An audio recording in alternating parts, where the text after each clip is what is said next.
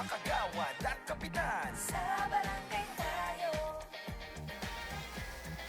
Hello. Welcome back mga kabarangay. Alam niyo po, lagi natin pinag-uusapan, siguro almost 2 years na kapag ito ay maging batas, at batas na nga po siya, ganap na batas na, meron pong hindi maiiwasan magpa-file ng petition sa Supreme Court.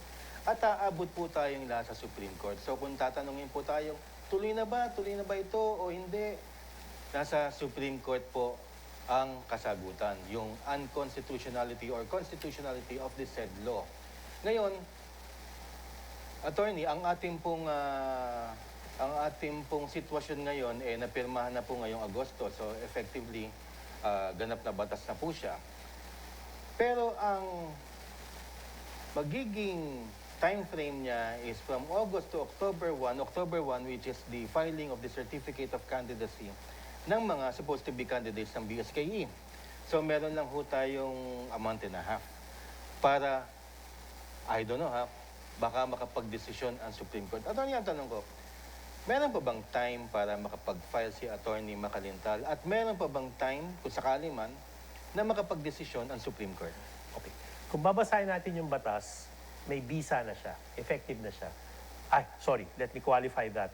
Magkakabisa yung batas once ma-publish sa newspaper of general circulation or sa official gazette. Wala nang 15-day period. Okay? Basta ma-publish po. Basta ma-publish, official gazette, newspaper, deemed effective. Okay. Kung ako si Atty. Macalintal, yun yung binabantayan ko.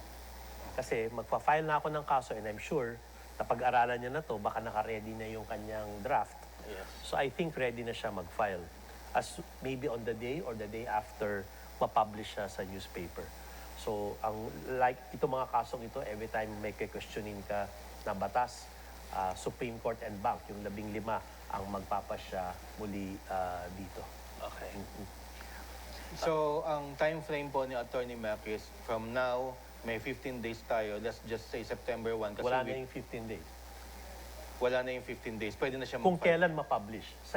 Yan ang binabantayan ngayon ni Atty. Mac. So, after 15 days. No. On the day it's published, it becomes effective. Okay. Kung On the day- ma-publish tomorrow, Pwede na effective mag-file yun. tomorrow.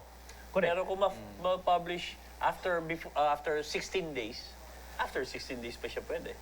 Pero palagay ko ipapublish siya sa kanya. Sige. Okay. Tama lang naman. Ang reckoning point ng effectivity ay kung kailan siya ma-publish. Hindi ka na kailangan maghintay ng 15 days from publication before it takes effect. So, sir, And right now, dahil at the time it takes effect, kung ako ang COMELEC, wala ako dapat gawin regarding the barangay election. Yeah. Kasi lalabag ang COMELEC kung gagastos siya para sa barangay election dahil nag-take effect na siya. Meron na lang siyang gagawin uling tungkol sa barangay election pag nagkaroon na ng final decision ng Supreme Court na naging unconstitutional kung sakaling yun man ang kapasyahan ng ating Supreme Court. so everything, sir, yung time frame is lahat kailangan madaliin. Para ma-resolve siya kagad. May time kaya ang Supreme Court para pag-aralan po lahat? Ang epekto lang nito, yung December election will be moved. Para nung nangyari nung last Nakaraan. election, sasabihin na lang na 2022. academic and, sige, tuloy niyo sa ganitong date. Correct. And isa pang pagpapaalala, no, ang huling eleksyon ng barangay, December 2023. Okay. Dapat nagkaroon ng halalan this coming December. October 2023. Correct. muna. Dapat may halalan December 2025. So under that law, 3 years ang term, pero 2 years lang makakaupo. Yes. So effectively, ang epekto ng bagong batas ay 3 years ang term ninyo ngayon, pero you will be able to serve 3 years kasi next year na ang election. Yeah. Kumbaga Na-correct. na-correct mo yung kakulangan nung pag-upo namin. Kasi iba ang term sa tenure. So ang term nyo 3 years, pero ang tenure ninyo o yung actual stay in office, 2 years lang. 2 years So lang. ngayon, because of the extension of the term, yung 3 years ninyo, effectively 3 years kayo makakaupo. Yun naman ang At that justifies the holdover. I guess. Para hindi naman kayo nabawasan ng Yun yung 1 clamor year. din ng karamihan at yun ang sinasabi ng mga kapitan at kagawad na, teka lang, kapos kami ng year eh. Correct. Dapat 3 years kami. Di ba unconstitutional yun? Actually, doon sa sinasabi nga namin, Supreme Court kasi yung nagsabi po noon Okay. na may election kami ng December 2025. So, hindi ko makita ngayon yung logic na sa Supreme Court nag-declare ng isang unconstitutional na ano. Again, aabot at aabot ito sa Supreme Court. Opo. Again, like there are two possible decisions here. Yes. Unconstitutional Or constitutional. or constitutional. So, may mga argumento for or against each argument, no? Konting balik tanaw lang, no? Itong Makalintal versus case, no? Na nagsabi unconstitutional yung pag-postpone, Opo. no? Una, batas siya tungkol sa postponement. Hindi siya talaga batas tungkol sa extension. Okay? Number two, sabi ng Supreme Court, bawal ang unli postponement. Huwag ka naman postpone. Kasi there was a third attempt to postpone. Yes. Okay. Huwag naman unli. Kasi pag unli ang postponement, no, nakaka-violate na yan, nakakasagka na sa karapatan ng taong bayan for suffrage. So, kailangan maliwanag, ayon sa Supreme Court decision na yon, ang eleksyon ay dapat regular. Yes. So, pag postpone ka ng postpone, hindi na nagiging irregular na ang eleksyon. Pangalawa pang mahalagang sinabi ng Supreme Court was, kung magpo-postpone ka, kailangan may valid grounds. Ano ba yung grounds before? Walang pera at election fatigue, katatapos lang daw ng 2022 election. Sabi ng Supreme Court, hindi yan valid grounds. So, ang sinasabi ng Supreme Court din, according to Makalintal versus Comelec Part 1, noon po yung decision na yon, kinakailangan merong isang legitimate interest ang government para validly ma-postpone. Ngayon, ang sabi po ni Pangulong Ferdinand Bongbong Marcos, kinakailangan, with all practicality, it points towards na dapat mag-postpone sapagkat meron tayong BARM election, first ever in the history of our brothers in Muslim Mindanao, at importante sa peace process ng region na yon. Is that a valid, legitimate interest of government?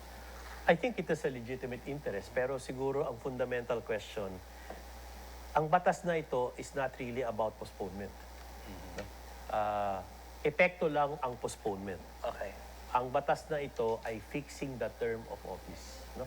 Of course, sasabihin ni Atty. Makalintal o kung sino pang magpa-file ng petition would be, okay, extension yan, pero alam naman natin, pag nag-extend ka, may postponement. No? Yeah.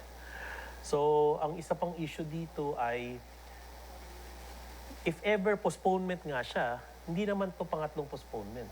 Ito ay first postponement lamang. Hindi katulad nung dati na pangatlong postponement sana.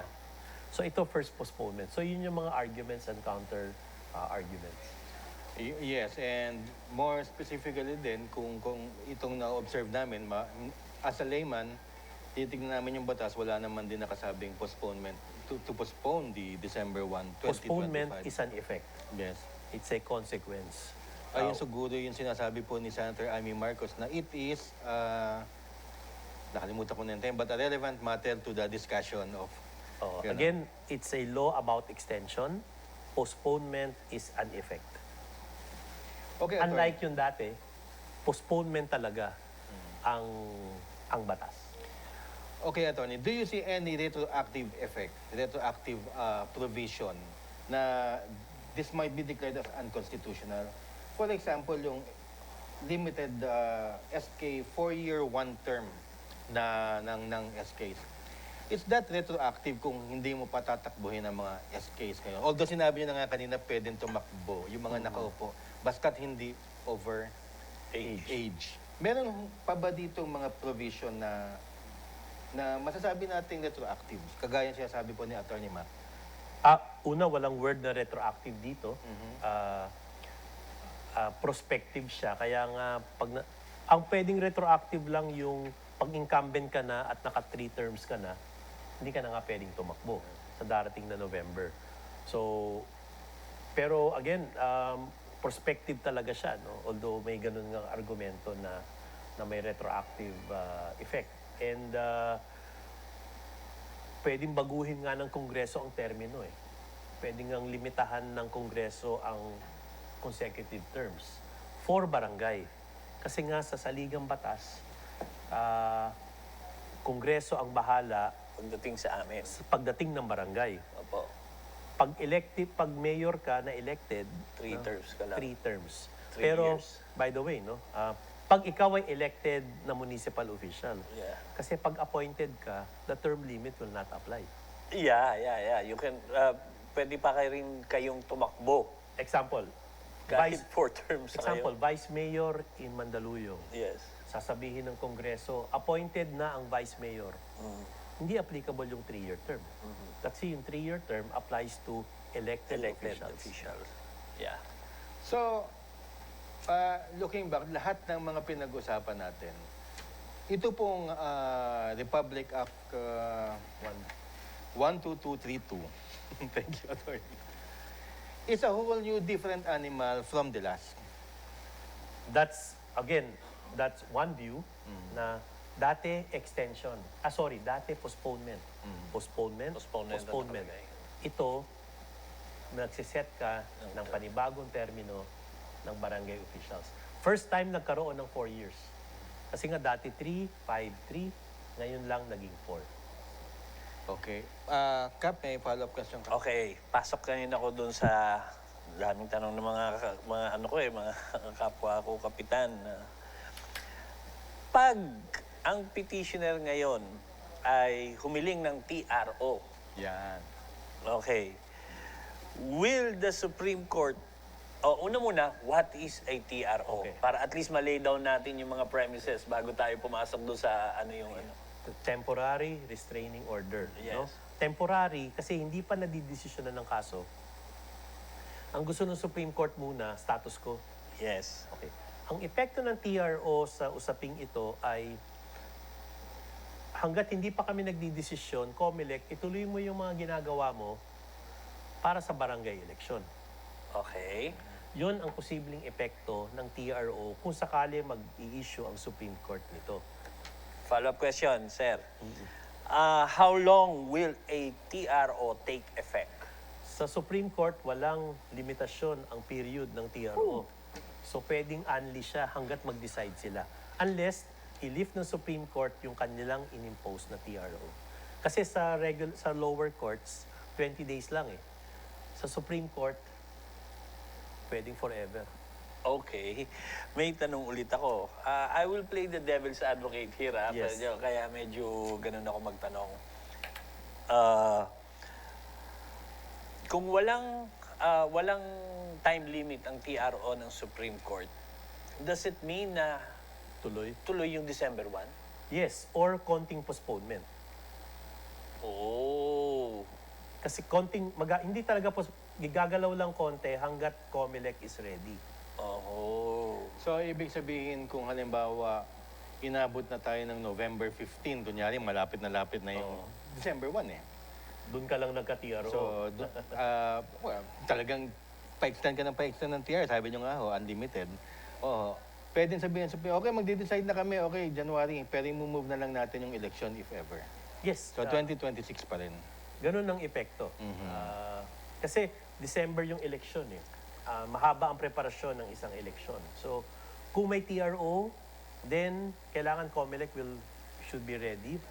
Baka kayanin nila ng December or baka January na. Pero kung sinabi ng COMELEC, teka muna, yung printing tsaka yung ink, natuyo na eh. Pwede ba natin sabihin ng Supreme Court, okay, bandang May 2026, pwede yun. Again, ang magkakaroon ngayon ng diskresyon si COMELEC kung kailan nila kakayanin. Okay. So, hindi pa I'm sorry, Kap. Sige po. May tanong ako kasi tungkol dyan sa TRO. Kasi ito yung would it still be feasible for the Supreme Court to grant a TRO given that the schedule is very tight? It's the Supreme Court. Based on the behavior of the Supreme Court, our Supreme Court. Ayoko silang pangunahan. Pag nag-file na ng kaso si Atty. Macalintal, which we expect, then Supreme Court can issue the TRO immediately. Yes. Or pwede nilang pag-comment muna ang COMELEC bago mag-issue ng TRO. It's really up to the Supreme Court if maglalabas ng TRO and when it will issue the TRO. So, it all boils down mga kabarangay sa bilis o bagal ng pagdesisyon ng Supreme Court once the TRO is out. If ever maglalabas ng TRO. If ever. If Kasi ever. pagdidibatihan ba kung i-grant yung TRO. The justices or the Chief Justice can make that decision. Isa pa ho. Ang TRO ba en bank or kahit isa lang po? Alam ko by practice, pwedeng si Chief Justice lang or minsan pinag-uusapan nila sa NBank. Okay. Pero palagay ko naman siguro the Supreme Court knows that this is a matter of national import and very urgent. And I'd like to think that, of course, the Supreme Court knows that. Kaya sana they will decide the matter sooner rather than later. Yeah, Yes, I think so too. I agree. So magkakaalaman pa rin tayo this year siguro, ano? I think so. So ang mangyayari dyan, may magpa-file ng petition. Meron bang magpa-file ng ibang petition? Meron bang mag-i-intervene? So what if ang daming ganong parties? Magkakaroon ba ng oral arguments? Yun ay depende sa Supreme Court kung ano ang mga papayagan nila o hindi papayagan. But again, hopefully, kasi habang tumatagal ang process sa korte, nadidelay talaga yung December election. Okay. Yun ang epekto naman ng petition. Yun. Ikaw na. Well, hindi, ang okay na ako. Ang dami nating natutunan kay attorney. At Salamat. sabi nga niya, parang pag-aaral natin to. Alam niyo, attorney, when this started almost 2 years ago, ito yung pag-file hanggang sa ngayon, naging yung mga kapitan natin tsaka yung mga hagawad natin, noon nahihirapan pa ano daw yung first reading, second reading. Ngayon, sinubaybayan. Hindi ba, Kapitan? Yep. Sinubaybayan ng lahat ito hanggang sa maging batas. At ngayon, kahit sino kaharap ng kagawad at kapitan, alam na nila ang proseso. Congratulations po sa ating lahat. Yeah. Tapos, at least ngayon, meron tayong mga experts na nakakausap, naririnig nyo, para at least malinawan at hindi lang galing sa amin yung aming mga sinasabi. Ito na po si Attorney Alberto Agra at siya po ay dating Justice Secretary. So, sino pa ang gusto niyo marinig kung hindi yung mga gantong matataas na tao dito sa atin? Yan po. Ayan, maraming Justice, any final thoughts at may iwan yung mensahe sa ating pong mga kabarangay? Dahil nga ina-anticipate natin magkakaroon ng petition, itong law na to will be subject to review at baka hindi final. No? Kaya para sa lahat ng mga nakikinig, sa lahat ng mga barangay officials, i-monitor natin to. Dahil apektado tayo, hindi lang ang mga barangay officials, pero apektado ang buong bayan. Alam natin sa bawat sulok ng Pilipinas ay merong barangay. Kaya sila ang ating mga frontliners, sila ang ating mga accountable officials. Nandyan sila para sa atin, not the other way around. Kaya mahalaga itong usapin ng hanggang kailan sila dapat maluklok dahil sila ang ating mga protectors, sila ang pinangangalagaan ng general welfare natin. Kaya subaybayan po natin to. Maraming salamat sa Barangay Tayo at binigyan niyo ako ng pagkakataon para ibigay ang dalawang panig ng issue ng extension of the term of the barangay at sa uulitin. Maraming salamat po. Cap, any last thoughts? Well, at least, ang isa sa pinakamagandang nangyari sa pagpirma ni PBBM, ni Presidente, sa 12232 ay na-put into rest na yung mga agam-agam, yung mga balitaktakan, yung mga animosities between those who want to be a barangay officials and those who are incumbents. Okay. May mga gagawin pang proseso, meron pang may mga abogado bukod kay Attorney Mac, may mga abogado ring gusto mag-petition. Pero ano yan, at least meron ng batas. Okay, yun ang pinakamahalaga. Doon na meron na tayong pinagbabasihan. So, ang importante po, mga mahal kong opisyales, ng barangay ay ituloy-tuloy nyo po ang pagbibigay ng serbisyo sa inyong mga constituents. Para hindi naman nila maisip na, na-extend kayo, ano ba naman yan? At humaba na naman yung inyong mga ginagawang, o kung wala kayong ginagawa, yung ba, o kung tulog-tulog lang tayo. At least ngayon, patunayan natin na karapat-dapat tayo doon sa 1 year o sa mahigit 1 taon na tayo manunungkulan. Okay? So, again, dito sa barangay tayo, nagbibigay kami ng tamang impormasyon, legal na impormasyon, at importante ay hindi kami nambobola. Ayan po. Maraming salamat, Kapitan Dondon. Ang sinasabi lang po ni Kapitan ay diretso serbisyo, diretso termino. Pero everything is still up in the air. Nandito po tayo, pumasok na tayo sa twilight zone. Kaya abangan po natin yan at makakasama po natin ng marami pang beses si Attorney Agra para po tayo ay bigyan ng magagandang mga pointers para maintindihan natin ang bagong Republic Act na rin. Maraming salamat po mga kabarangay. God bless at kita-kita po tayo muli dito Sa barangay tayo. Sa barangay tayo, ikaw at ako. Sa barangay tayo, wow. Sa barangay tayo, ikaw at ako. Nagbibigay ng aral sa mga kagawad at kapitan. Sa barangay